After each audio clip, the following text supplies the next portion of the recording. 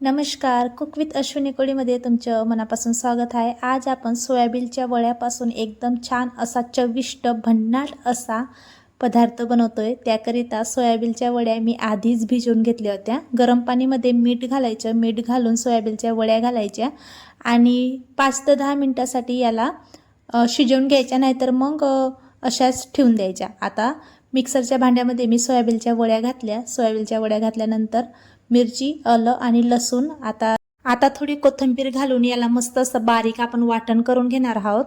हवं तर तुम्ही कढीपत्त्याचे पानंही याच्यामध्ये घालू शकता, पण मी कढीपत्ता थोडा स्किपही केला आहे। बघू शकता मस्त आपलं वाटून रेडी झालंय। बारीक असा मस्त आपला चुरा असा रेडी होऊन तयार झालेला आहे। सोयाबीनचा आपल्याला असा चुरा असा वाटून घ्यायचा आहे। मस्त बारीक असं वाटून रेडी झाल्यानंतर आता याच्यामध्ये आपण आवडीप्रमाणे भाज्या घालणार आहोत। तुम्ही तुमच्या आवडीप्रमाणे भाज्या कमी जास्त करू शकता। आता मी मध्यम आकाराचा कांदा, मध्यम आकाराचा गाजर आणि मध्यमच आकाराचा मी टोमॅटोचा वापर केला आहे। हवं तर तुम्ही तुमच्या आवडीप्रमाणे भाज्या स्किपही करू शकता किंवा वाढवूही शकता। आता पावसाळा चालू असल्यामुळे मार्केटमध्ये मस्त असे मक्की पण येत आहेत, तर तुम्ही या पदार्थामध्ये मक्कीही घालू शकता। बघू शकता मी बारीक असे कट करून मक्की घेतले आहेत, ते मक्की पण मी टाकून घेतले।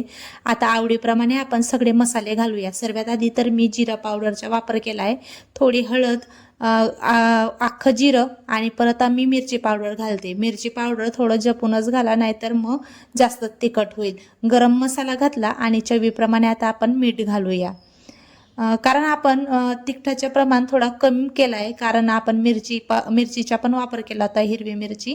आता थोडं मीठ घातलं। मीठ घातल्यानंतर थोडी अशी बारीक चिरलेली आपण वरून कोथिंबीर घालतोय। कोथिंबीर तुम्ही स्किप केली तरीही चालणार आहे, पण मी थोडी कोथिंबीर वरून पण घालते। आता आपण बेसनाचा वापर करतोय। बेसन पीठ मी 4 चमचे घेतलं होतं। जेवढं आपल्याला लागेल त्याप्रमाणे आपण बेसन पिठाचा वापर करणार आहोत। हवं तर तुम्ही बेसन पीठ स्किप करू शकता किंवा बेसन पीठच्या ऐवजी तुम्ही तांदळाच्या पिठाचा पण वापर करू शकता किंवा कॉर्नफ्लॉवर असतं ना, कॉर्नफ्लॉवरचा पण वापर करू शकता। आणि नाहीत जर तुम्हाला घालायचे असेल तर तेही तुम्ही स्किप करू शकता। असंच जरी तुम्ही या टिक्क्या वळल्या ना, तर टिक्क्या वळून आपल्या रेडी होतात। हो मंडळी, आज आपण ना सोयाबीनच्या वड्यांपासून एकदम छान अशा टिक्क्या बनवतोय। एकदम छान हा नाश्ता बनवून रेडी होणार आहे।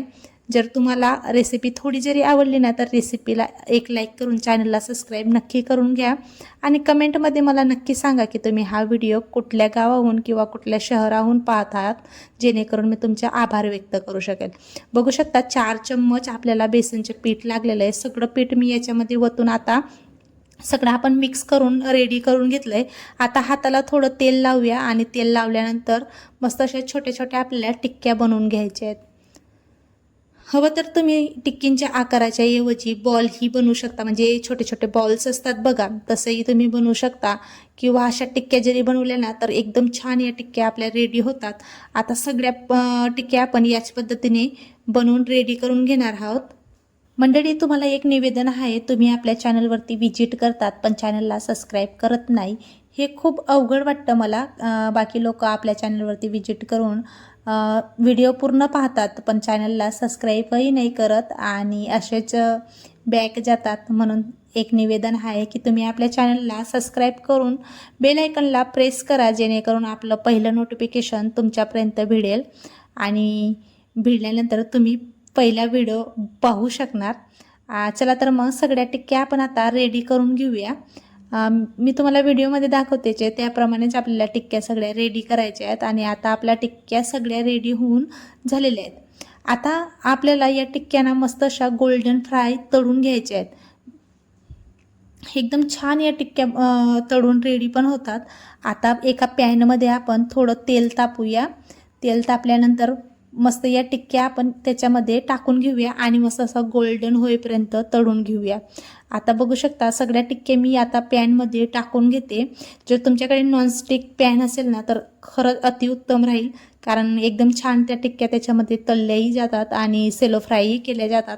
आता मी एक बाजू मस्त अशी गोल्डन क्रिस्पी होईपर्यंत तळून घेणार आहे आणि मग दुसऱ्या बाजूने पण त्याच पद्धतीने मी तळून रेडी करून घेणार आहे. जर तुम्हाला तळायचे नसतील किंवा अजिबात तेलकट तुमच्या घरामध्ये खात नसतील ना, तर तुम्ही याला वाफवू शकतात, म्हणजे स्टीमही करू शकता. स्टीम केलेल्या टिक्क्या ना एकदम छान लागतात. एक वेळेस ना माझ्या सांगण्यावरून तुम्ही एक वेळेस अशा टिक्क्या ना स्टीम करून खाऊन बघा, एकदम छान लागतात. हिरव्या चटणीसोबत तर एकदम उत्तम ह्या टिक्क्या लागतात. एक वेळेस नक्की करून पहा. आता बघू शकता मी सगळ्या टिक्क्यांना पलटून घेतल्या आहेत. पलटल्यानंतर आता आपण दुसरी बाजू पण मस्त असं गोल्डन फ्राय करून घेणार आहोत.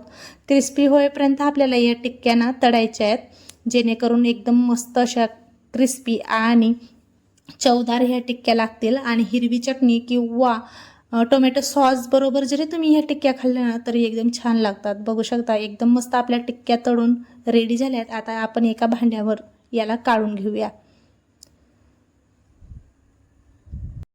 आमच्याकडे ना खूप असा जबरदस्त पाऊस चालू आहे, म्हणून जबरदस्त पाऊसमध्ये अशा टिक्क्या किंवा मक्कीच्या भज्या एकदम छान लागतात नाही का.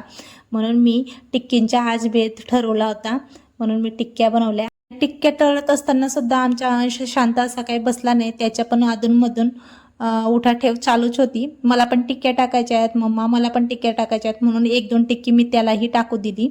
आणि सगळ्या टिक्क्या आता आपण त्याच पद्धतीने मस्त अशा सेलो फ्राय किंवा गोल्डन फ्राय करून घेणार आहोत.